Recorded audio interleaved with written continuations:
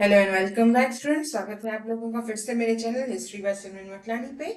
ये है political science SSC board class 10 का चैप्टर नंबर 4। चैप्टर का नाम है सोशल एंड पॉलिटिकल मूवमेंट्स। इस वीडियो के साथ हम इस चैप्टर का शुरू करने जा रहे हैं। देखते हैं इस चैप्टर को हम कितने पार्ट्स में कवर करते हैं। हालांकि ये चैप्टर जो है बहुत ही छोटा सा है, तो चैनल को सब्सक्राइब करके जाइएगा। बाकी के जो चैप्टर्स हैं, चैप्टर 1, 2 और 3 आपको मिल जाएंगे इस लिस्ट में। ये प्लेलिस्ट मेरे चैनल पे है, डिस्क्रिप्शन बॉक्स में इसका लिंक भी है। कि उसके साथ साथ आपको इंस्टाग्राम और टेलीग्राम चैनल के लिए भी मैंने क्यूआर कोड दे रखा है। ज्वाइन करिए, जितने भी नोट्स हैं आपको इसी पे मिलेंगे। लेकिन ये जो चैप्टर है, चैप्टर नंबर 4 पॉलिटिकल साइंस का, इसके कुछ भी नोट्स नहीं है। अब ऐसा क्यों है कि मैंने कोई भी नोट्स क्यों नहीं बनाए? क्योंकि इसमें कुछ ऐसा है नहीं जो आपको समझाने के लिए मुझे नोट्स बनाने पड़े। बहुत ही बेसिक चैप्टर है, बहुत ही इजी चैप्टर है। आप जो अपने आसपास चीजें होते देखते हो ना, उसी से आपको समझ में आएगा कि आखिर सोशल पॉलिटिकल मूवमेंट होते क्या है। तो पहले जो आपको ये रीड आउट द न्यूज़पेपर दिया गया है ना, इसको हम बाद में देखेंगे। ये जो न्यूज़ है इसको हम बाद में देखते हैं। इसके नीचे जो सवाल है ये भी हम बाद में देखते हैं। पहले जो है ना, आपका चैप्टर समझने की कोशिश करते हैं, फिर ना आपको ये समझ में आ जाएगा कि ये न्यूज़पेपर आर्टिकल यहाँ पर क्यों दिया गया।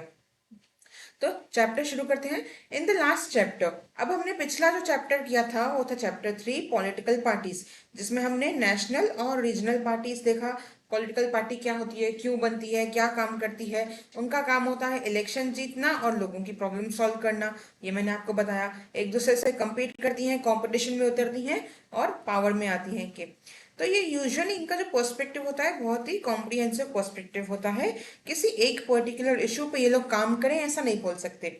उनको एक पॉलिटिकल पार्टी जब भी कहीं पे भी किसी भी कॉन्स्टिट्यूएंसी में पावर में है, तो उनका काम कोई एक एरिया तक लिमिटेड नहीं होता कि भाई हमारी प्रायोरिटी है, हम अपने शहर की सड़कें, अपनी कॉन्स्टिट्यूएंसी की सड़कें अच्छी बनाएंगे। तो ये बोल के कि आप, हमारा फोकस तो भाई लोगों को अच्छी सड़कें देना है, ये बोल के आप अपनी जान नहीं छोड़ा सकते। आपको हेल्थ के लिए भी ध्यान देना है कि हॉस्पिटल्स हों। आपको ये भी देखना है कि पानी का सप्लाई बराबर हो, कोई भी बिल्डिंग्स पुरानी ना हो, कोई भी कहीं पे भी दंगे ना हो, हर चीज देखनी पड़ती है। तो ये बोल के कि हमारा एक ही इशू पर फोकस है, पॉलिटिकल पार्टी नहीं कर सकती। तो पब्लिक क्लीनिनेस, साफ सफाई से लेकर स्पेस रिसर्च तक पॉलिटिकल पार्टी को सब कुछ पर्सपेक्टिव में लेना पड़ता है। हर वो चीज जो देश के लिए जरूरी है ना, उसको कंसीडर करके काम करना पड़ता है। तो हमारे जैसे देश में सरकार होती है, वो सिर्फ किसी एक मुद्दे पे थोड़ी ना हमेशा नियम बनाती है, हमेशा लेजिस्लेट करती है, या हमेशा कुछ ना कुछ नया पॉलिसीज लाती है। अलग अलग इश्यूज पे आती है ना हमारी पॉलिसीज। कभी कुछ हमारी होती है जो डिफेंस से रिलेटेड हो, तो कभी कभी इसरो को कुछ ज्यादा ग्रांट दिया जाता है। कि कभी हम क्लीननेस के लिए, जैसे स्वच्छ भारत चलाया गया, मिशन चलाया गया। तो कुछ ना कुछ नया हर एक फील्ड में जो देश में इम्पोर्टेंट है ना, उसमें कुछ ना कुछ कंसीडर करके उन्हें डिसीजंस लेने होते हैं। The political parties are expected to have program for the problems of all sections of the society। अब all sections का क्या मतलब है? हमारे सोसाइटी में, हमारे समाज में महिलाएं भी हैं, और औरतें भी हैं, और मर्द भी हैं, और फिर बुजुर्ग भी हैं, बच्चे भी हैं। फिर हमारे यहाँ पे ट्राइब भी है, कास्ट के लोग भी हैं अलग अलग, कुछ अलग अलग भाषाएं बोलने वाले लोग भी हैं। तो अलग अलग सेक्शन है ये सोसाइटी के। तो सबकी प्रॉब्लम्स को नजर में रख के पॉलिटिकल पार्टीज को सबके लिए कुछ ना कुछ प्रोग्राम लाना पड़ता है, ताकि उनकी प्रॉब्लम्स का सॉल्यूशन मिले। तो political parties adopt policies taking into consideration the interest of all. ऐसी पॉलिसीज, ऐसे नियम, ऐसे कायदे पॉलिटिकल पार्टीज लाती हैं जिससे सबका भला हो, हर एक का इंटरेस्ट जो है ना वो कंसीडर करके। अब जैसे आप स्टूडेंट हो, अगर आपका इंटरेस्ट कंसीडर करूं, तो मैं चाहूंगी कि आपको मैं ऐसा वीडियो बना सकूं जो आप ऑन द गो, कभी आप अपने पॉकेट में रख के ईयरफोन लगा के भी मेरा लेक्चर सुन सकते हो। आपको मैं कभी नहीं बोलूंगी कि आप इतने बजे जूम पे आइए तभी मैं आपको पढ़ाऊंगी। ऐसा नहीं है। आपके कन्वीनियंस का, आपके इंटरेस्ट का सोच के मैं ये यूट्यूब वीडियोस बनाती हूँ। वैसे ही पॉलिटिकल पार्टीज को भी अलग अलग सेक्शंस के जो सोसाइटी के लोग हैं उनके इंटरेस्ट पर कंसीडर करना। अब सेक्शंस क्या है? फार्मर, लेबरर, बिजनेसमैन हैं, औरतें हैं, जवान हैं, बुजुर्ग हैं। तो जब पॉलिटिकल पार्टीज चलती हैं और पॉलिटिकल पार्टीज काम करती हैं, देश में सरकार काम करती है, तो फिर हमारे पास ये मूवमेंट्स क्यों हैं? के सो क्योंकि देखो, पॉलिटिकल पार्टीज का काम कब शुरू होता है? जब आप वोट करके उन्हें पावर दिलाते हो। उसके बाद वहीं तक लोगों का काम रहता है, बस आप वोट कर सकते हो और आप उनसे आरटीआई फाइल करके सवाल पूछ सकते हो। ये भी मैंने आरटीआई आपको बताया था पहले के वीडियोस में।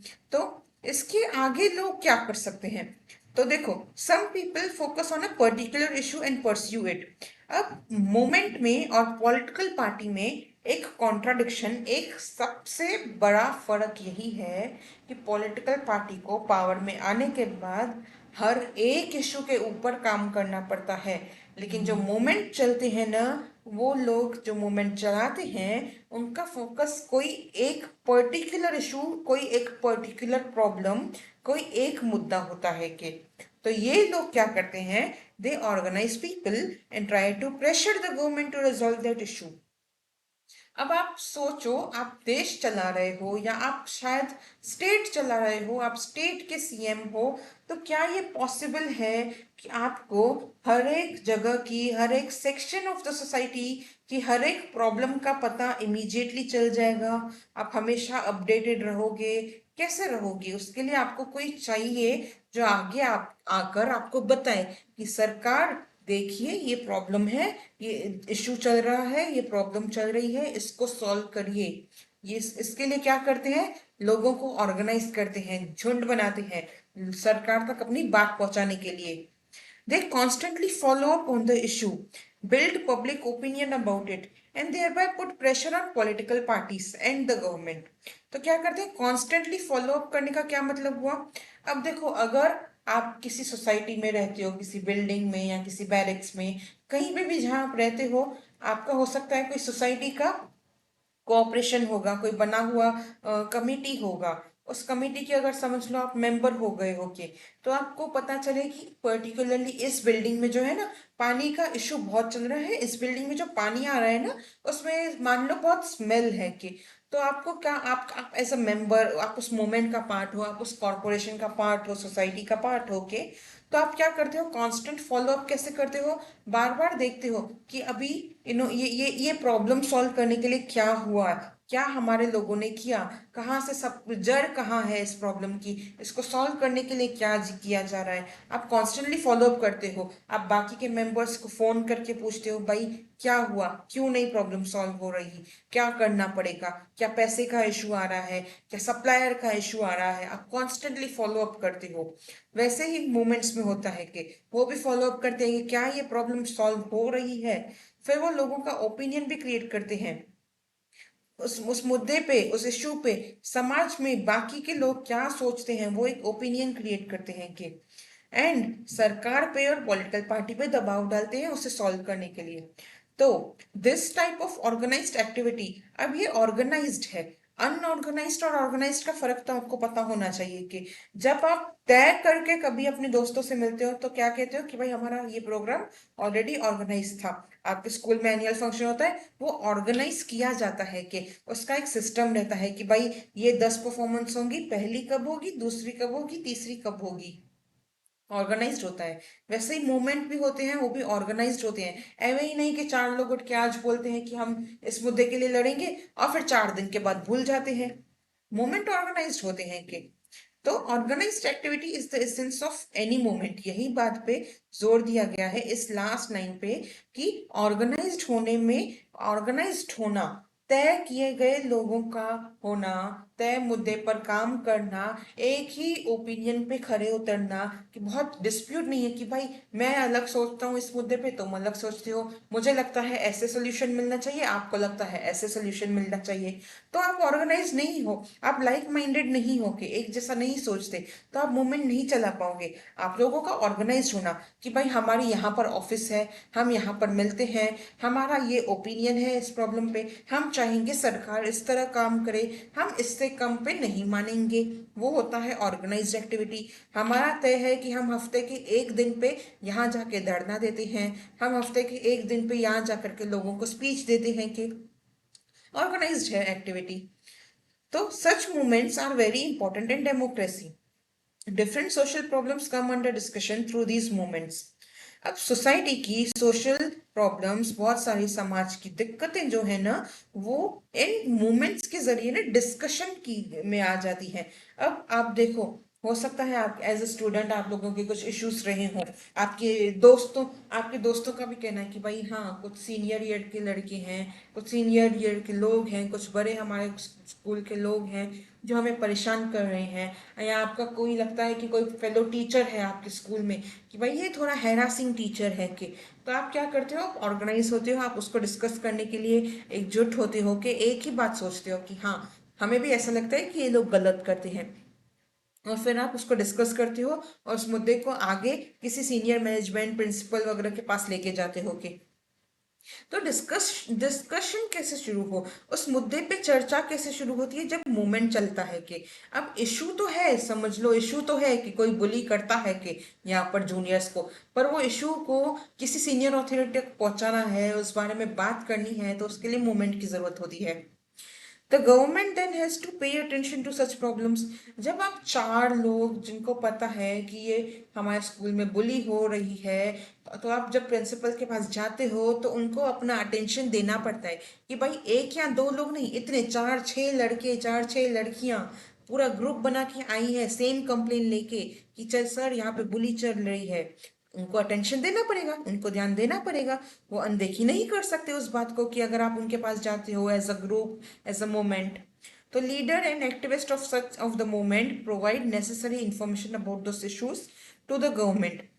अब आप जब जाओगे प्रिंसिपल के पास ये बताने के लिए कि सर ऐसा ऐसा प्रॉब्लम चल रहा है, मैम ऐसा ऐसा हमारे स्कूल में हो रहा है, आपको डिटेल्स देनी पड़ेगी, आपको नाम बताने पड़ेंगे, सर आप बताओगे कि ये क्लास के ये सेक्शन के स्टूडेंट्स हैं, ये स्टैंडर्ड का ये डिवीजन के स्टूडेंट्स हैं जो बुली करते हैं, डिटेल्स देनी पड़ेंगी आपको। वो ऐसे ही थोड़ी ना बैठ के पूरा क्लास छानेंगे क्या, जितने भी सीनियर्स है सबको बुला के पूछेंगे क्या कि कौन रैगिंग करता है, कौन बुली करता है। तो आपको डिटेल्स देनी पड़ेंगी, आपको इन्फॉर्मेशन देनी पड़ेगी। क्यों? ताकि वो एक्शन ले सके, कौन, हमारी जैसे प्रिंसिपल, यहाँ हो गई हमारी गवर्नमेंट। जब मोमेंट चलता है, जब एक्टिविस्ट लोग वहां पर जाके गवर्नमेंट को इन्फॉर्मेशन देते हैं, तो उस इन्फॉर्मेशन को यूज करके ही गवर्नमेंट पॉलिसीज बना सकती है। तो some movements aim at opposing a particular decision of or policy of the government। कुछ ऐसे मूवमेंट्स होते हैं ना जिनका मकसद क्या होता है कि गवर्नमेंट की किसी की दिए गए डिसीजन को या बनाई गई पॉलिसी को प्रोटेस्ट करना, कि भाई आपने जो ये डिसीजन लिया है, आपने जो ये कानून लागू किया है, आपने जो ये पॉलिसी चलाई है ना, इससे देश का फायदा नहीं है, इससे ये सारे नुकसान होने वाले हैं। तो हमारा जो ये मूवमेंट है ना, आपकी इस पॉलिसी, आपके इस डिसीजन की क्या करता है, ऑपोजिशन करता है कि, तो the right to protest is considered as important right in democracy. However, this right needs to be used patiently and responsibly. Right to protest, protest करने का अधिकार। प्रोटेस्ट क्या होता है, आपको नहीं अच्छा लगा सामने वाला आपके लिए जो कर रहा है, या सामने वाले ने आपके साथ जो किया आपको नहीं अच्छा लगा, आपने उससे प्रोटेस्ट किया कि भाई तुम गलत कर रहे हो, वो होता है प्रोटेस्ट, और आपको इसका अधिकार होता है कि, ये डेमोक्रेसी में, लोकतंत्र में एक इम्पोर्टेंट होता है। क्यों इंपॉर्टेंट क्यों है? आप डिक्टेटरशिप को उठा के देख लो, आप तानाशाह के खिलाफ जाओगे ना तो तानाशाह के आगे बचोगे नहीं, लेकिन डेमोक्रेसी में आपने सरकार चुनी है, आप सरकार के खिलाफ प्रोटेस्ट कर सकते हो, आप उनकी डिसीजंस पे उंगली उठा सकते हो, आप उनकी पॉलिसी को अपोज कर सकते हो कि भाई आप ये समाज के लिए ना गलत कर रहे हो कि। तो इसके साथ साथ देखो, आपको हक तो है कि आप प्रोटेस्ट करो, आपको लगता है आपके साथ गलत कर रही है सरकार, सरकार इससे अच्छा डिसीजन दे सकती थी, आप प्रोटेस्ट करिए, आराम से करिए और रिस्पॉन्सिबली करिए। कई बार इस रिस्पॉन्सिबिलिटी का इशू कहाँ आ जाता है ना, कि कई बार लोग इररिस्पॉन्सिबल कैसे हो जाते हैं, वायलेंस की वजह से वो हिंसक हो जाते हैं। आपको ऑपोजिशन करनी है, आपको लोगों को नहीं मारना है, आपको प्रॉपर्टी को डैमेज नहीं करना है, आपको, आपका टारगेट है कि आप सरकार तक अपनी बात पहुंचाओ, और उसके लिए आपको पब्लिक प्रॉपर्टी डैमेज करने की जरूरत नहीं है, उसके लिए आपको वेंडलिज्म की जरूरत नहीं है, उसके लिए मॉब लिंचिंग की जरूरत नहीं है। तो रिस्पॉन्सिबल कहाँ होना है, रिस्पॉन्सिबल होना है कैसे, कि आप वायलेंस का इस्तेमाल ना करो, पेशेंस के साथ काम करो ऐसे मुद्दों पे खास करके। So, which movements in India are actively working for rehabilitation of the displaced to and to secure the livelihood, their livelihood? तो आपका ये होमवर्क क्वेश्चन है कि आपको ये पता लगाना है कि कुछ ऐसे मोमेंट्स चल रहे हैं कि जो क्या करते हैं कि जो लोग डिस्प्लेस हो गए हैं, डिस्प्लेस होने की बहुत वजह होती हैं। कभी कभी भूकंप आ जाते हैं, कोई नेचुरल डिजास्टर आ जाता है, तो लोगों को उन जगहों से हट कर कहीं और शिफ्ट करना पड़ता है, रिहैबिलिएट करना पड़ता है। तो रिहैबिलिएट करने के बाद और उनको, उनके लिए एक लाइवलीहुड, उनके जीवन के लिए, जीने के लिए नौकरियां, खाना, घर, मकान, ये सब चीज़ें प्रोवाइड करके उनका लाइवलीहुड सिक्योर करना, इसके लिए कौन से मूवमेंट्स हैं इंडिया में जो एक्टिवली काम कर रहे हैं। तो ये तो आपका होमवर्क क्वेश्चन हो गया।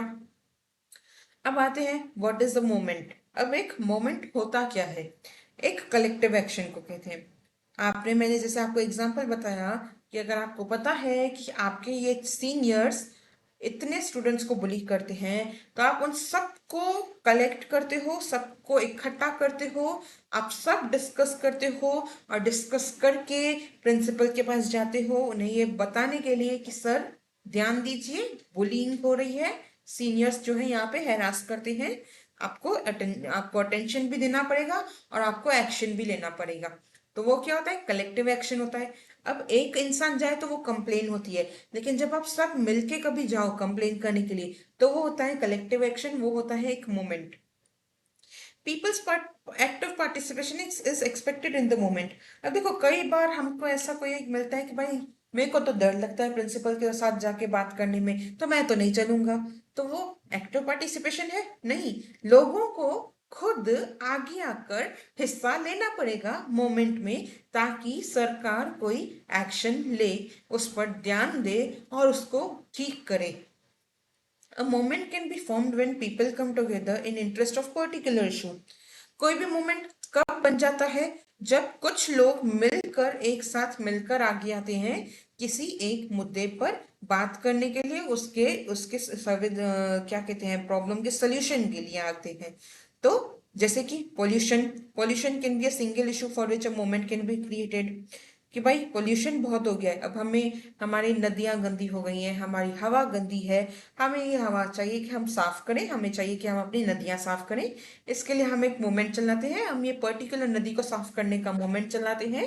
अब हमारे जो वॉलेंटियर्स हैं, हमारे जो मेंबर्स हैं, जो पार्टिसिपेंट्स हैं, वो आगे आएंगे और उसकी सफाई का ध्यान देंगे। हम सरकार को भी प्रेशर देंगे और हम खुद भी काम करेंगे। A movement has a particular social objective or focused problem. जैसे कि against corruption, aims at ending corruption. Her movement का जो भी समाज में चलता है ना, उसका कोई ना कोई एक तय लक्ष्य, तय ऑब्जेक्टिव होता है, और वो उस प्रॉब्लम का सॉल्यूशन ढूंढने पे फोकस करता है। कि अब आप बोलोगे कि मैंने एक मोमेंट शुरू तो किया है, पर वो एक मिक्स्ड मोमेंट है। हम सब चीज़ों पे काम करेंगे।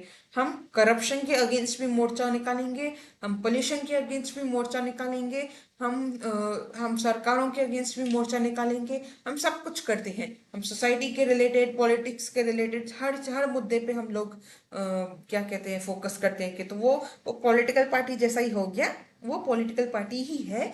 मोमेंट जो होता है ना, उसका काम होता है किसी तय प्रॉब्लम पे फोकस करना।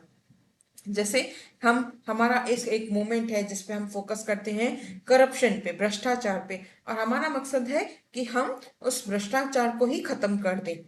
तो मोमेंट क्या है, किस पे फोकस करता है? भ्रष्टाचार पे। उसका ऑब्जेक्टिव क्या है? कि भ्रष्टाचार को खत्म करना। Moments have a leadership. Leadership keeps the moment active. Objective of the moment, programs of action, strategy of agitation are decided by its leaders. A strong leadership makes movement effective. हर एक moment के पास ना एक leader होना चाहिए, कोई ना कोई एक जो आपको लीड करे, जो आपको बताए, उसको एक्टिव रखे, आपको ये बताए कि भाई हमें आगे क्या करना है। आपको लगता है कि यार हम 6 लोग हैं, 6 के 6 लोगों को प्रॉब्लम है। अब हम में से कोई एक होना चाहिए जो लीडर हो, जो जिसके रहते हमें पता चले कि अब आगे हमें क्या करना है, जो अपडेट रखे, जो स्ट्रैटेजी बनाए, और ये देखे कि क्या हमारे प्रॉब्लम का सलूशन मिल रहा है या नहीं, वैसे ही मिल रहा है या नहीं जैसा हम चाहते हैं, ये काम होता है एक लीडर का। एक लीडर जो होता है ना, वो एक्टिव मतलब जिंदा रखता है उस मोमेंट को, क्योंकि उसके बिना आप बिखर जाओगे। कोई ना कोई समझो 6 लोगों, आप लोग का 6 लोगों का प्रॉब्लम है, कोई एक को आपने लीडर बना दिया, वो बार बार प्रिंसिपल से भी फॉलो अप करेगा कि सर आपने क्या किया उनके लिए, वो बुली करते हैं उनको, आपने क्या किया, वो रखेगा। अगर आपको पता चले कि नहीं प्रिंसिपल ने कोई एक्शन नहीं लिया है, तो वो क्या करता है, बाकियों को भी फोन करता है कि सर कि भाई नहीं हो रहा है कुछ, हमको फिर से जाना पड़ेगा, हमको फिर से कुछ ना कुछ करना पड़ेगा, फिर से नई स्ट्रेटजी लगानी पड़ेगी। तो उसके लिए क्या चाहिए होता है, लीडर चाहिए होता है, एक स्ट्रांग लीडर चाहिए होता है कि तो movements have organizations. Without an organization, it becomes difficult to follow up the issue. For example, farmers organization works for farmers movement. Example दिया गया है कि एक ऑर्गेनाइजेशन है फार्मर्स ऑर्गेनाइजेशन, वो क्या काम करती है, वो फार्मर्स के प्रॉब्लम्स पर फोकस करती है, वो फार्मर मूवमेंट की ऑर्गेनाइजेशन है कि ऑर्गेनाइजेशन संस्थान, संस्थान होता है ना कि ये हमारी ऑफिस है, ये हमारे लोग हैं, हम यहाँ पे बैठते हैं, मीटिंग करते हैं, यहीं पे हमारा स्ट्रेटजी बनती है, यहीं से हमारा काम चलता है। किसी को हमारा मूवमेंट ज्वाइन करना है तो वो यहाँ आकर के हमसे बात कर सकता है। ये हमारी ऑर्गेनाइजेशन है, संस्थान है, ऑफिस है।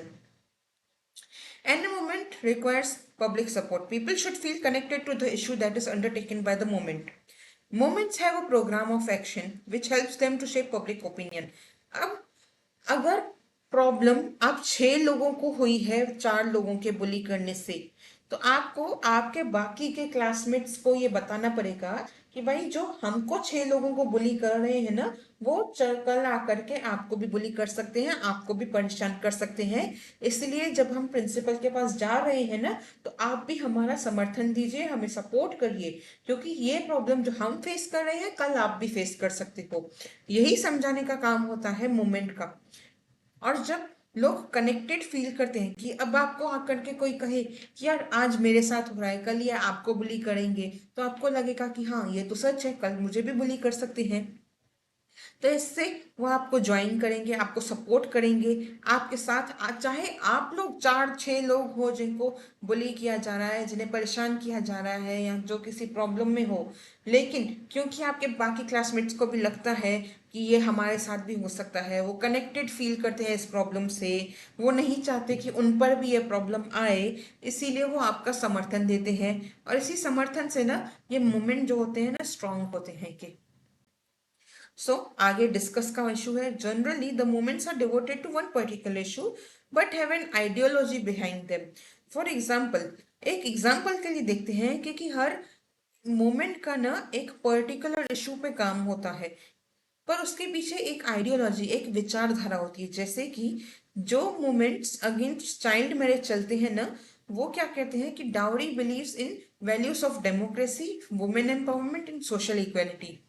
अब जो मोमेंट बाल विवाह और दहेज प्रथा के खिलाफ चल रहा है, वो लोग क्या बिलीव करते हैं, उनकी आइडियोलॉजी, उनका उनका साइकोलॉजी क्या होता है, वो किस बात पे यकीन करते हैं, डेमोक्रेसी पे, लोकतंत्र पे। वो औरतों के एम्पावरमेंट पे बिलीव करते हैं। वो बिलीव करते हैं कि औरतों को और पुरुषों को बराबरी मिलनी चाहिए, man and women have should have equality.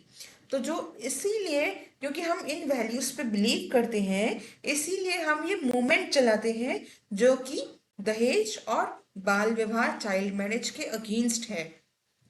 तो समटाइम्स सब movements gradually get transformed into political parties.